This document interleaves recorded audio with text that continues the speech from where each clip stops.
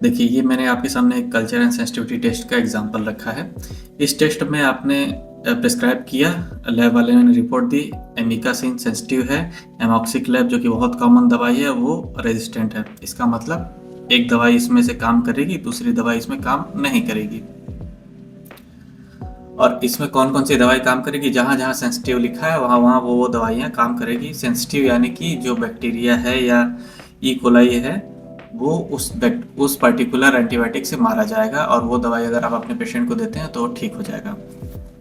इस टॉपिक को हम लोग यहीं कंक्लूड कर सकते हैं कि सबसे आसान जांच तो यही है, कल्चर एंड सेंसिटिविटी दी है, चाहे ब्लड का हो, चाहे पस का हो, चाहे यूरिन का हो। जो बैक्टीरिया है उसके लिए जो रेजिस्टेंट है वो दवा नहीं देना, जो सेंसिटिव है देना है, बात खत्म करते हैं। But for a layman this investigation is enough. और जनरल ओपीडीज़ में हम लोग भी ये इन्वेस्टिगेशन काफ़ी होता है। पेशेंट अगर बहुत सीरियस नहीं है, क्रिटिकल नहीं है, तो ये अप्रोच ठीक है।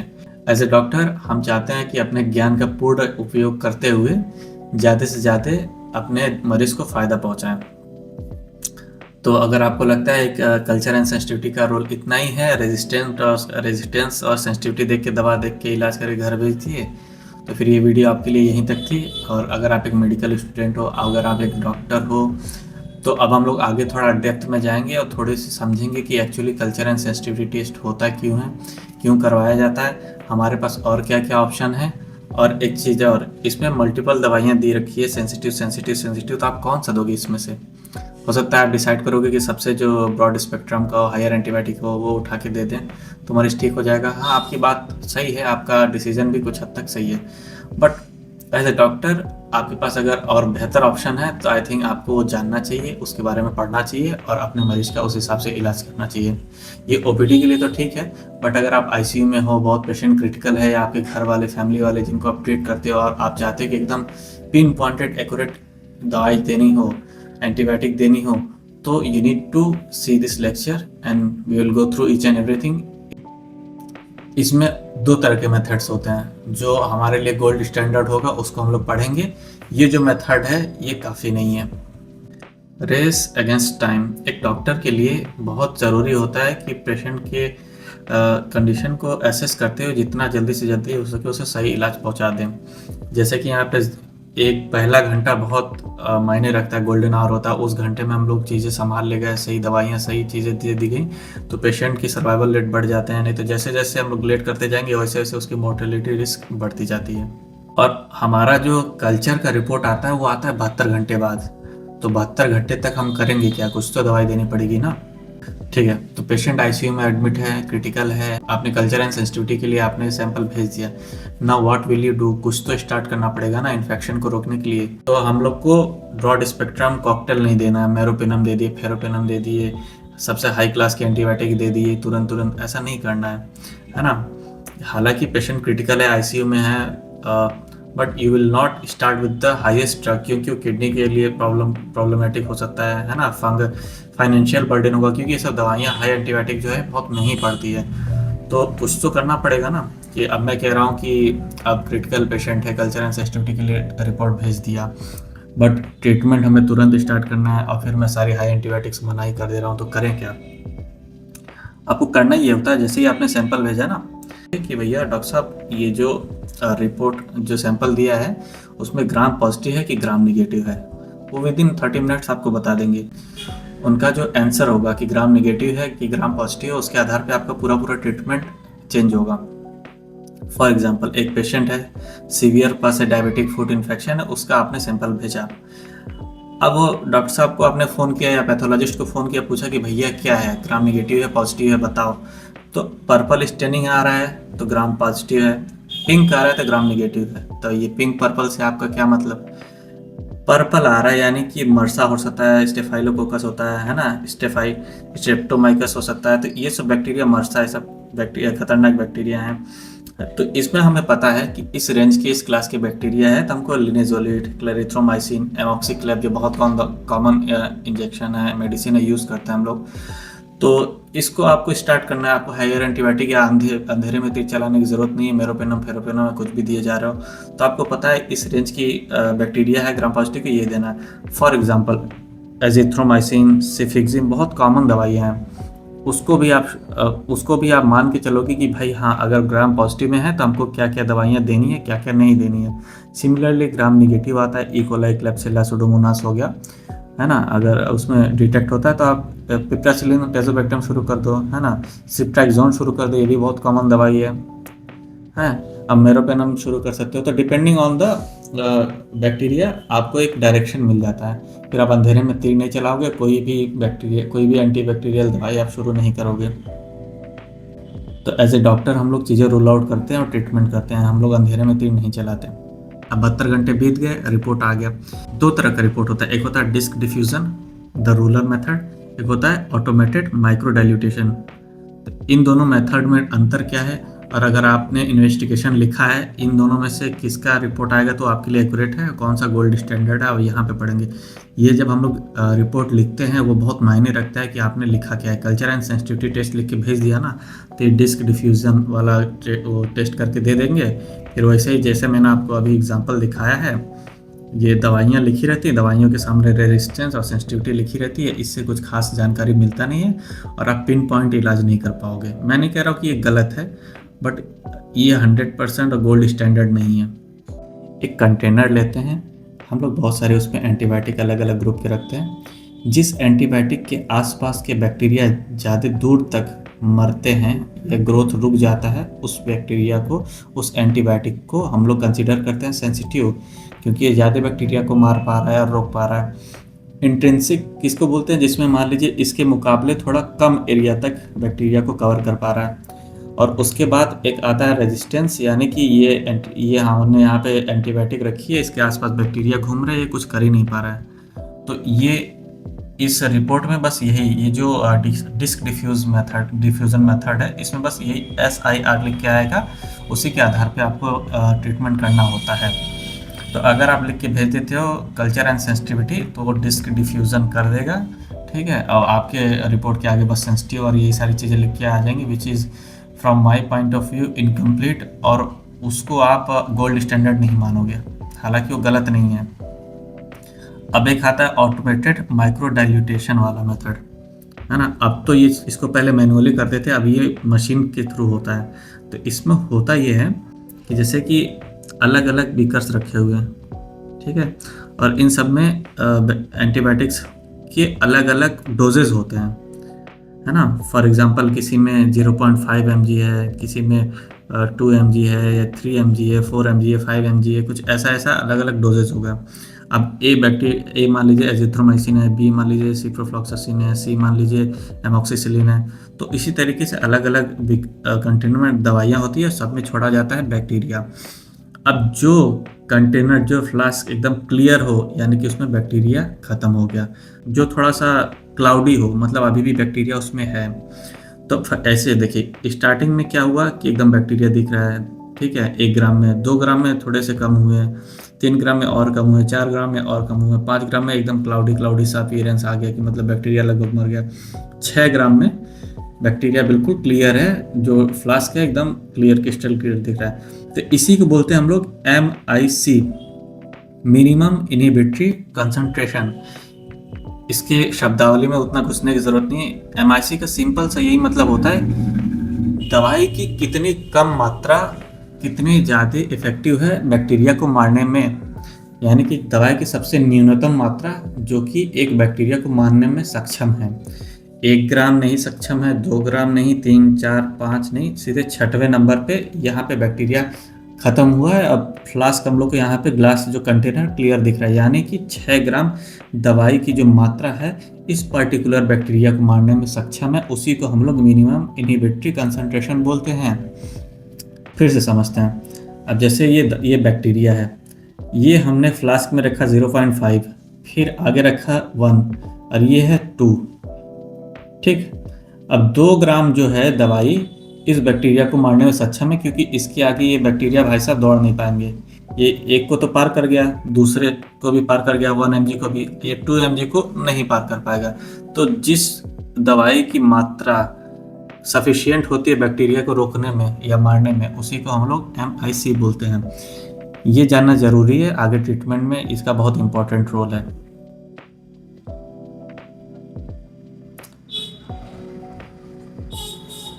Clinical break points. ठीक है, अब क्लिनिकल ब्रेक पॉइंट्स पे आते हैं। ब्रेक पॉइंट्स का सिंपल सा मतलब ये होता है कि आपकी दवाई कितनी असरदार है ना। कितना दवा दें कि उस मरीज को आराम मिलना शुरू हो जाए, कितना दवा दें, कितना एंटीबायोटिक दें कि उस बैक्टीरिया को मारने में वो सक्षम हो सकता है जेंटामाइसिन का डोज अलग हो, ऑब्वियसली होता ही है, पैरासीटामोल का डोज अलग हो, तो सबके डोजेज अलग अलग क्यों होते हैं? वो डोज निर्धारित करता है कि इतना फिक्स मात्रा दवा किसी को हम देंगे इस बीमारी में तो वो बीमारी ठीक हो जाएगी।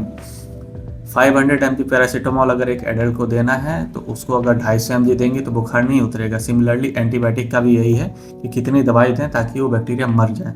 तो इसमें दो अप्रोच होता है, एक फार्माकोकाइनेटिक्स डायनामिक्स, दवाई कैसे काम कर रहा है, डिस्ट्रीब्यूशन शरीर में कैसे हो रहा है इंसान के, है ना, और कैसे वो आराम पहुंचा रहा है या बैक्टीरिया को मार रहा है। दूसरा होता है क्लिनिकल आउटकम। हमेशा हम लोग ना नंबर्स पे नहीं चलते हैं। डॉक्टर, इसीलिए तो डॉक्टर का काम होता है पेशेंट को एनालाइज करता है, देखता है, पूछता है, ऑब्जर्व करता है, तब जाके वो डिसीजन लेता है। ऐसा नहीं कि रिपोर्ट पे लिख के आ गया यही तो हाँ ये दवा दे दिया तो हो सकता है वो दवा उस पर काम ना करे। It has to be clinically diagnosed and rule out. अब ब्रेक पॉइंट जो है, इन दवाइयों जो एंटीबायोटिक होती है उनकी ब्रेक पॉइंट जो है, एक कुछ लोग ये जो ब्रेक पॉइंट है, ग्रुप ऑफ पीपल एक जगह बैठ के एक संस्था है वहाँ डिसाइड करते हैं कि एजिथ्रोमाइसिन का ब्रेक पॉइंट इतना होगा, सिप्रोफ्लॉक्सासिन का इतना होगा, यानी कि सिप्रोफ्लॉक्सासिन का 500 डोज बीडी देंगे तब जाके बैक्टीरिया मरेगा। ये जो डोज है ये निर्धारित होती है एक संस्था से, CLSI। अब हम लोग समझते हैं कि हम लोगों ने जो रिपोर्ट देखा है ये क्यों काफ़ी नहीं है मरीज को देखने के लिए। अब जैसे इसमें लिख दिया एमिकासिन सेंसिटिव, है ना, इसमें सेफ्ट्रैक्सोन भी लिख दिया सेंसिटिव, तो सिर्फ इससे हम अंदाज़ा नहीं लगा सकते हैं कि सबसे कारगर, सबसे अच्छी दवा मरीज के लिए क्या है। अब यहाँ पे देखिए ये 4 वाइल है इंजेक्शन के, है ना। एक का जो MIC है ना, MIC यानी कि दवा का सबसे न्यूनतम मात्रा जिससे बैक्टीरिया मर जाए। एक का MIC 4 है, एक का MIC 1 है, एक का 0.025 है, एक का 0.5, है ना। तो इसमें अब हम लोग को समझना ये है कि MIC जितना कम हो, यानी कि जितनी दवा की कम मात्रा में बैक्टीरिया मार दिया जाए उतना ही अच्छा। तो lower the MIC better the drug. तो इसीलिए MIC का जानना ज़रूरी होता है। सिर्फ सेंसिटिव 4 दवाइयों पे सेंसिटिव लिख के आ गया तो आप कैसे डिसाइड करोगे ये दवाई एकदम बेकार है, ये बढ़िया है, पोटेंट है ना, ये भी न्यूक्लियर ऑप्शन है, ये ठीक है, ये भी पोटेंट है। तो इसीलिए ज़रूरी है उसका MIC, दवाई के MIC का वैल्यू पता होना ज़रूरी है ताकि आप और एक्यूरेटली सही दवा दे पाओ। अब हम लोग पढ़ेंगे सीक्रेट फार्मूला। अब सही दवा देने के लिए अब MIC का पता चल गया तो अगर रिपोर्ट पे लिख के आ गया कि ये मेडिसिन है, इसकी MIC सबसे छोटी है, सबसे कम संख्या है, तो ये दवाई उठा के दे दो, सबसे पोटेंट है। नहीं, सिर्फ MIC से नहीं डिसाइड होता है। इसमें एक ब्रेक पॉइंट वैल्यू जो हम लोग अभी पढ़े थे, कितनी दवा की मात्रा देनी है ताकि वो दवा, है ना, मतलब जैसे मान लीजिए हमको 500 mg चाहिए तो 500 mg तो हम लोग खा लिए, लेकिन वो हमारे शरीर में जाएगा, मेटाबोलाइज होगा, मेटाबोलाइज होने के बाद हो सकता है हमारे शरीर को बस मिले 20 mg। तो दवा जो हम खा रहे हैं 5 mg, वो पूरा मेटाबोलाइज होने के बाद जो हमारे शरीर में काम करता है वो सिर्फ 20 mg करता है। तो इसी तरीके से इस एग्जाम्पल से हम लोग समझ सकते हैं कि ब्रेक पॉइंट जो होता है एक मेडिसिन का सबका अलग अलग होता है और फिक्स और निर्धारित होता है। अब हम लोग बात करते हैं थेरेप्यूटिक इंडेक्स क्या होता है। थेरेप्यूटिक इंडेक्स जो नंबर है वही निर्धारित करता है कि पेशेंट को सबसे ज़्यादा कारगर कौन सी दवा है। अब जैसे एग्जाम्पल में हमने ये दवाइयाँ पढ़ी, एमोक्सिक्लेव, एम्पिसिलिन, इन सब का जो है थेरेप्यूटिक इंडेक्स जिसका सबसे ज़्यादा होगा वही दवाई उठा के हम लोग देंगे। और थेरेप्यूटिक इंडेक्स मेंशन नहीं होता, उसे हमें निकालना होता है। उसे हमें थोड़ा सा ब्रेकिंग पॉइंट को हम लोग डिवाइड करेंगे MIC से तो निकलेगा थेरेप्यूटिक इंडेक्स। अब आप बोलोगे डॉक्टर साहब इतना क्या नौटंकी, सिंपल सा रिपोर्ट है, लिख दिया सेंसिटिव, उठा के लिख दो दवाई, ठीक हो जाएगा मरीज। आपकी बात सही है, लेकिन अगर पेशेंट ICU में है, क्रिटिकल है, तो वो सेंसिटिव और रेजिस्टेंट देख के कभी इलाज नहीं किया जाता। और जब आपके पास सुपीरियर ऑप्शन है, आपके पास बेटर ऑप्शन है, तो आप क्यों नहीं उसके हिसाब से जा रहे हो, क्यों आप अंधेरे में तीर चलाओगे। लेमैन के लिए फिर भी ये समझ में आता है, लेकिन एक डॉक्टर के लिए, प्रोफेशनल पर्सन के लिए अगर उसके पास बेटर ऑप्शन है तो he should always learn and improve himself. मुझसे पूछा जाए, मैं कभी भी कल्चर एंड सेंसिटिविटी कराता हूँ, मैं इसी मेथड से कराता हूँ, ताकि मुझे खुद को दवाई खाना हो, मुझे अपने फैमिली मेम्बर को देना हो, या कोई पेशेंट मेरा ऐसा हो जो आके सीधे बोलता है मेरे लिए मेरा शरीर बहुत कीमती है, पैसा मैंने नहीं रखता है, डॉक्टर साहब आप सबसे अच्छी से अच्छी दवाई करो। मैं उसमें अंदाज़ा, मुझे पता है ब्रॉड स्पेक्ट्रम दवाई है, अगर उतना ज़्यादा क्रिटिकल केस नहीं है, अगर इसकी सेंसिटिविटी टेस्ट करा रहा हूँ, यूटीआई वगैरह रूल आउट कर रहा हूँ, तो फिर मैं यही मेथड यूज़ करता हूँ। अब हम लोग समझते हैं बहुत आसान है, बहुत इसमें कुछ बहुत रॉकेट साइंस नहीं है। समझने वाली बात यह है कि ब्रेक पॉइंट आपको पता होना चाहिए दवाई का, एमआईसी पता होना चाहिए, और इससे आपको थेरेप्यूटिक इंडेक्स मिल जाएगा। अब हम लोग एग्जाम्पल से समझते हैं। अब मैंने आपसे बताया कि जितना एमआईसी कम उतना अच्छा, तो एक सेंसिटिव टेस्ट हुआ, उसमें इकोलाई मिला, drug A, drug B. Drug A का जो आपका एमआईसी है 0.5, यानी कि ये दवाई तो अच्छी है क्योंकि इसका 0.5 है, कम दवा में तुरंत मार दे रहा है बैक्टीरिया को। दूसरी दवाई जो है ड्रग बी, इसका एमआईसी है 2, तो इसका मतलब हायर एमआईसी है, तो उतना अच्छा दवा हुआ नहीं। अब यही एमआईसी के हिसाब से अगर हमें दवाई देना रहता है तो छोटा MIC, come MIC drug A का है तो ड्रग ए उठा के दे दीजिए, लेकिन नहीं, एमआईसी से ये नहीं होता। अब हम लोगों ने क्या पढ़ा है कि इस पे ब्रेक पॉइंट इसका 2 है, और ड्रग बी का ब्रेक पॉइंट है 16। ठीक है, तो अब हम लोग क्या करेंगे, ब्रेक पॉइंट को एमआईसी से डिवाइड करके हम लोग को मिल रहा है यहाँ पे 4, यहाँ पे 16 को हम 2 से डिवाइड किए, एमआईसी को हम लोग जो है इससे ब्रेक पॉइंट को हम लोग एमआईसी से डिवाइड किए, यहाँ हम लोग को मिल गया 8। तो 8 जो है बड़ा नंबर है, तो हम लोगों ने यही पढ़ा है, हम लोग थेरेप्यूटिक इंडेक्स निकालते हैं, जितना ज़्यादा थेरेप्यूटिक इंडेक्स का नंबर होगा वो दवाई सबसे अच्छी होगी उस पर्टिकुलर पेशेंट के लिए। तो हम लोग उठा के ड्रग भी इस पेशेंट को दे देंगे। ब्रेक पॉइंट्स हर रिपोर्ट में मेंशन नहीं होता है, तो आपको कहाँ से पता चलेगा? ये जो है CLSI या यूकास्ट के वेबसाइट पे आपको मिल जाएगा, है ना, ऑनलाइन गाइडेंस। यहाँ पे ये जो चार्ट है ये आपके ICUs में होते हैं, या फिर आप प्रिंट आउट करके अपने फ़ोन में रख सकते हो। ऑनलाइन आपको CLSI M100 यूकास्ट में मिल जाएगा, है ना, मेडिकल ऐप्स पे मिल जाता है, स्टैनफोर्ड वगैरह की गाइड में। तो ये हर जगह मेंशन नहीं होता है, लेकिन आप जैसे जैसे प्रैक्टिस करते जाओगे तो आपको चीज़ें याद भी होती जाएंगी, और इसका चार्ट बहुत इजीली अवेलेबल है इंटरनेट पे। अब एक और केस समझते हैं, उससे थोड़ा आइडिया लगेगा कि हम लोगों ने क्या क्या सीखा। अब एक डायबिटिक यूरोसेप्सिस का पेशेंट है, पेशेंट एडमिट है ICU में, है ना, सीवियर सेप्सिस है, डायबिटिक है, उसका यूरिन कल्चर के लिए आपने भेज दिया, इकोलाई ग्राम नेगेटिव जो है मिल गया। अब आपके पास सेंसिटिव है 4 दवाइयाँ, लिवोफ्लॉक्सासिन, मेरोपेनम, एमिकासिन, है ना, पिप्रासिलिन। तो ये हम लोगों ने क्या पढ़ा था, जो जो दवाई सेंसिटिव होगी उसको एक तरफ लिख लो अलग से, या फिर पेन से मार्क कर लो। उसके जो ब्रेक पॉइंट्स है ना, ब्रेक पॉइंट्स आपको या तो ऑनलाइन ढूंढ लो, या तो उसका चार्ट होगा, या तो लैब वाला अच्छा है तो वो मेंशन करके देगा आपके रिपोर्ट में। तो आपको लिवोफ्लॉक्सासिन, मेरोपेनम सारे दवाइयों के ब्रेक पॉइंट्स लिखे मिल जाएंगे। फिर जो ये तो सेम रहता है, ये तो आपको मिल जाएगा इंटरनेट पे, लेकिन जो आपको नहीं मिलेगा इंटरनेट पे वो है आपका पेशेंट का एमआईसी का टेबल आपके सामने होगा, उसकी रीडिंग्स आपके सामने दी रही होंगी। अब हम लोगों ने क्या पढ़ा था, ब्रेक पॉइंट को डिवाइड करेंगे एमआईसी से, हमें मिलेगा थेरेप्यूटिक इंडेक्स। तो इसका 1 आया, इसका 4 आया, इसका 8 आया, इसका आया 32। तो हम लोगों ने पढ़ा है थेरेप्यूटिक इंडेक्स जितना सबसे ज़्यादा जिसका हो वही सबसे अच्छी दवाई है उस मरीज़ के लिए, तो हम लोग उठा के दे देंगे इनको पिप्रासिलिन। अब यहाँ देखिए, नोट करने वाली बात यह है कि मेरोपेनम बहुत हाई क्लास की दवाई है, लिवोफ्लॉक्सासिन भी हायर एंटीबायोटिक्स हैं। अब इन सब में हम लोग चूज़ कर रहे हैं पिप्रासिलिन। क्यों चूज़ कर रहे हैं? क्योंकि इसका थेरेप्यूटिक इंडेक्स ज़्यादा है। अब आप सपोज करिए आप अगर नॉर्मल रिपोर्ट कराएं, है ना, डिस्क वाले मेथड से आपको करके दे दे, ये चारों पे लिख के आएगा सेंसिटिव सेंसिटिव सेंसिटिव, कौन सा दवा दोगे आप? तो इसीलिए ये वाला मेथड कराना ज़रूरी होता है।